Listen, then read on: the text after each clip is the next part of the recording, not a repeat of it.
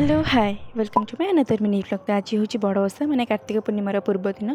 तो मुझे मंदिर जावाटे तो गाधे पाधे ये डाला भी सज करके रेडी हो डालारे नहीं नड़िया फूल लेंबू धूपकाठी आउ बाकी सब जहाँ जिनस सब माने मंदिर पाखे भोग दुकान किणीदेवी जो मंदिरटा पाखे आम भौणी मन चली चली केतବେଳେ जाकि भोग दुकान पहुँची गलु जना भी पड़लानी। तो ये भोग दुकान पाखर माने दीप आउ क्षीर कदली नहीं कि आम मंदिर जाकि पहुँची गलु। आ मंदिर पहुँचु पहुँचु एत सुंदर लगे माने पूरा सबुआड़े शांत परिवेश पंचक भी से पूजा चलती कीर्तन चलती गीत भी चलती।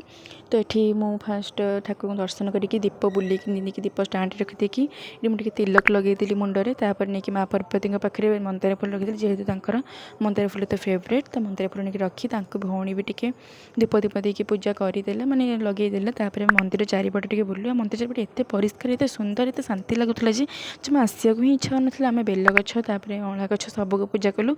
देन घर को आसिक मुझे प्रसाद पाइदेली। देन प्रसाद पाइकी मु चलली चौरा गछ मूल माने चौरा मूल टे मुरुज पकड़ मत मुरुज आसेनि बट आप जज करेंगे मत जमी आसे मुझे पकईदी जमी पंचुक अच्छी शंख चक्र गदा पद्म बग बगुली पड़े। तो से जिन मुझे पकईदी मंदिर फेरिकी आसला बेले मुझे बरा घुगुनी बिना पियाज रसुण वाला आम खाईदेकी आम चलू मार्केट जेहेतु काली हूँ माने पूर्णिमा। तो से डंगा भसा तो डंगा किणिकी घर को पलि आसलु।